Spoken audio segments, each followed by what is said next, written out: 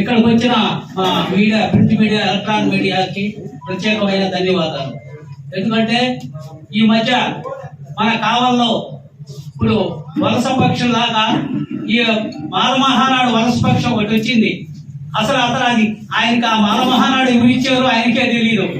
దాన్ని అడ్డం పెట్టుకొని ఆయన కావాలంటే ఆయన వ్యక్తిగతంగా పోయి ఆ అధినాయకుడికి ఊడిగం చేసుకోమని మాకు అభ్యంతరం లేదు. మాల మహానాడు యొక్క లక్ష్యము, దాని యొక్క గమ్యాన్ని పాడు చేస్తూ ఎక్కడి నుంచో వచ్చి ఇక్కడ ఏదో కావ్య కృష్ణారెడ్డి ఆ మైనింగ్ మాఫియా చేశాడు, అది చేశాడు, ఇది చేశాడని. అసలు నేను 10 సంవత్సరాల నుంచి సౌమ్యుడు అంటే మా నాయకుడు చాలా సౌమ్యుడు, కృష్ణారెడ్డి చాలా దుర్మార్గుడు అంటూ ప్రచారం చేశారు. అసలు ఈయన వచ్చిందే కావాలకి 6 నెలలు 7 నెలలు అయింది. అసలు ఈ చరిత్ర చూస్తే మాల మహానాడుని అడ్డం పెట్టుకొని కావల్లో దండకాలు మొదలు పెట్టాడు.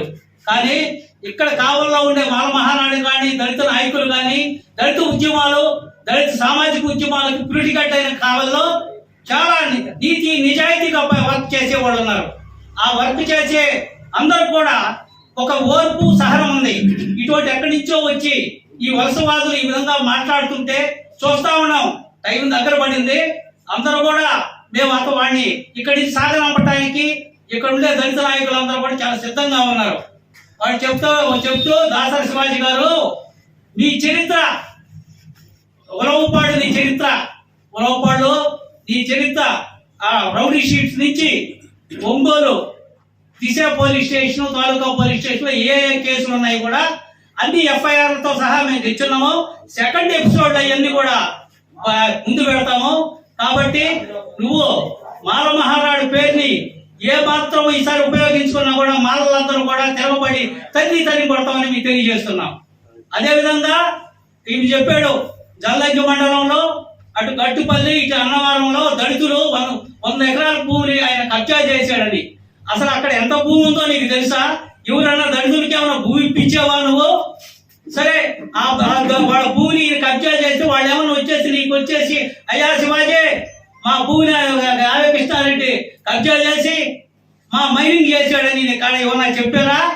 ఆ నాయకుడు నీ కాడకు వచ్చి ఆయన సమాధానం చెప్పాలా? నేను ఎక్కడికి రమ్మంటే ఆడకు వస్తాను, ఆడ మాట్లాడుకుందాం, ఆయన చేసిన కబ్జాలని నేను చెప్తాను. ఆయన అక్కర్లే, గట్టుపల్లికి పోదాం, పారి కాడకు పోదాం, రా, ఇక్కడుండే దళిత నాయకులు అందరం వస్తాం. నువ్వు అసలు జల్లంకి మండలికి దిక్కులు తెలియదు నీకు. అటువంటి వ్యక్తివే ఈ విధంగా మాట్లాడటం. ఇక నుంచి కూడా నోరు అదుపులో పెట్టుకోకపోతే నువ్వు కావాలంటే ఊడిగం చేసుకో. మాలమహాన్ని అమ్ముకున్నావు. ఇక నుంచే అంటే ఇక్కడుండే మాలవాళ్ళు నువ్వు అమ్ముకుంటా ఉంటే ఇక చూస్తా సహించడం. ఎందుకంటే కావలి నియోజకవర్గం ఒక ప్రశాంతమైన వాతావరణంలో పెరిగింది.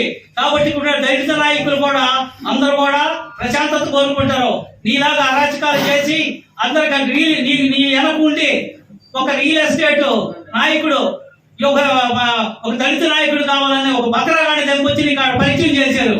నువ్వు కావలకి వచ్చిన ఒక బకరా నాయకుడివి. కాబట్టి శివాజీ నోరు అదుపులో పెట్టుకో. కావల ప్రజలు కావల దళితులు నిన్ను చూస్తానే ఉన్నారు. నీకు రోజులు దగ్గర పడితే జాగ్రత్తగా, నోరు అదుపులో లేకపోతే. అదే విధంగా మేము చెప్తున్నాం, రేపు భవిష్యత్తులో అంటే మేము ఇక్కడ ఒక దళిత నాయకులుగా కాదు, మేము ఒక తెలుగుదేశం సీనియర్ మాలలుగా మేము మాట్లాడుతున్నాం. ఎందుకంటే మాలల మనోభావాలను దెబ్బతీస్తున్నాం మాల మహానాడు అడ్డం పెట్టుకొని. కాబట్టి ఇప్పుడు ఖబర్దార్ అని తెలియజేస్తూ ఈ అవకాశం ఇచ్చిన